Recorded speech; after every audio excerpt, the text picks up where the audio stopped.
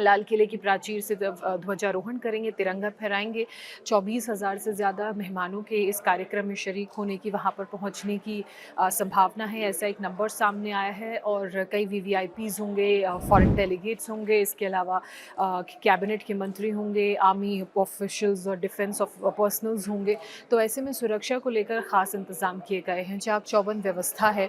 और उसी के तहत 12,000 जो पुलिसकर्मी हैं, वो पूरे इस प्रीमाइसेस के आसपास उनकी तैनाती होगी, जिसमें स्वाट टीम के जो कमांडोज़ हैं वो शामिल हैं, रैपिड एक्शन फोर्स की टीमें शामिल हैं, इसके अलावा डॉग स्क्वाड शामिल है, बॉम्ब डिस्पोजेबल स्क्वाड शामिल है, दिल्ली पुलिस के जो अधिकारी हैं और दिल्ली पुलिस के जो जवान हैं वो शामिल हैं।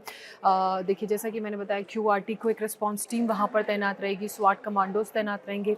और ख़ास बात ये कि चारों तरफ से उस प्रीमाइसेस की सुरक्षा का जो घेरा है वो कड़ा रहे, उसके लिए स्नाइपर्स की टीमों की भी तैनाती रहेगी। किसी तरह का कोई वहाँ पर प्रोटेस्ट ना हो, किसी तरह का अप्रिय घटना वहाँ पर ना घटे, उसके लिए मौके पर बॉम्ब डिस्पोजेबल स्क्वाड की तैनाती भी रहेगी। और अगर डॉग्स टीम की बात करें तो उनकी भी तैनाती वहाँ पर रहेगी।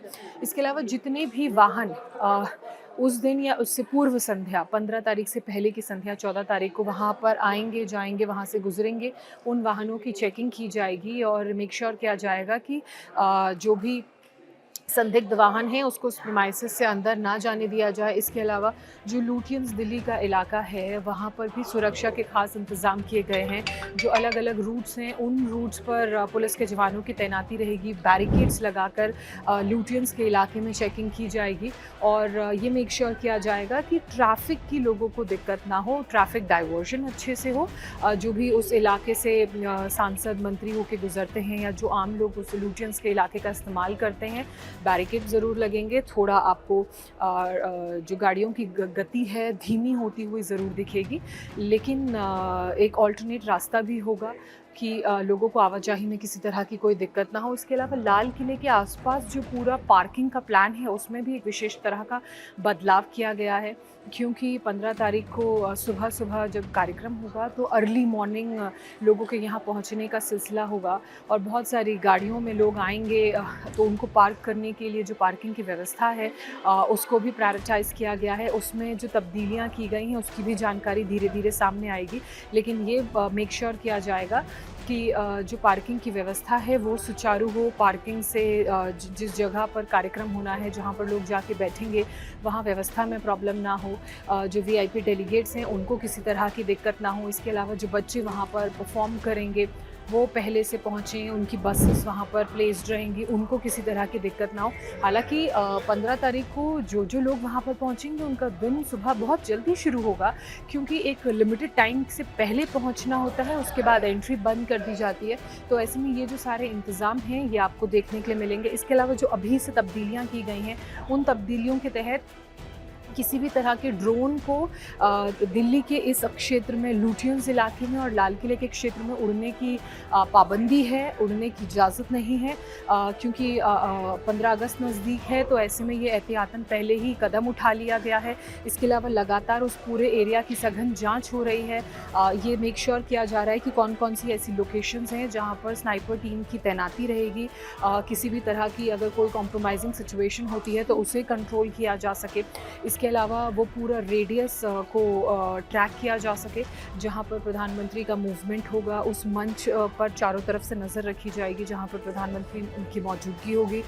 उस नीचे वाले एरिया जहाँ पर लोग दर्शक दीर्घा जिसे कहते हैं, जहाँ पर लोग बैठे हुए हैं, उसकी सुरक्षा सुनिश्चित की जाएगी। इसके लिए एआई का भी इस्तेमाल इस बार किया जा रहा है। जो पुलिस की एआई टीम है वो आर्टिफिशियल इंटेलिजेंस के ज़रिए ऐसे सेंसर्स की मदद से स्क्रीनिंग करेगी, लोगों की जो तस्वीर है वो रिकॉर्ड होगी और उन्हीं स्क्रीनिंग के ज़रिए जो भी संदिग्ध गतिविधियां हैं उन गतिविधियों को जांचा जा सकेगा और सब कुछ कैमरे में रिकॉर्ड होगा। इसके अलावा ड्रोन से नज़र रखी जाएगी, क्योंकि पूरा एरिया नो फ्लाई जोन है, लेकिन सिर्फ जो सुरक्षा बलों के ड्रोन हैं उनको उड़ने की आज़ादी होगी सिक्योरिटी के लिहाज से।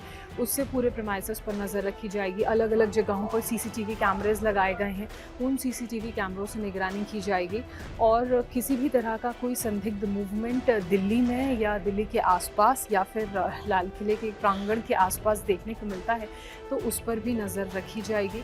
और जैसा कि अगर पुलिस के इंटेल की बात करें, आर्मी के इंटेल की बात करें, तो ये इंटेलिजेंस एजेंसीज़ लगातार एक्टिव हैं, इनके इनपुट्स पर ख़ास नज़र रखी जा रही है। इनके इनपुट्स जो अलग अलग इंटेल या इनपुट्स आ रहे हैं उनको क्रैक किया जा रहा है और ये पता लगाने की कोशिश की जा रही है कि 15 अगस्त के मद्देनज़र क्या पड़ोसी देश किसी अप्रिय घटना को अंजाम देने की फिराक में तो नहीं है। उस लिहाज से भी लगातार न सिर्फ राजधानी दिल्ली बल्कि जो बॉर्डर के इलाके हैं वहाँ पर सिक्योरिटी टाइट कर दी गई है। चाहे आप लैंड बॉर्डर की बात करें, सी बॉर्डर की बात करें, जहाँ जहाँ से इन्फिल्ट्रेशन हो सकता है उसके तहत लगातार एक्शन हो रहा है। जो भी स्लीपर सेल है आतंकियों का, उनके खिलाफ लगातार कार्रवाई की जा रही है।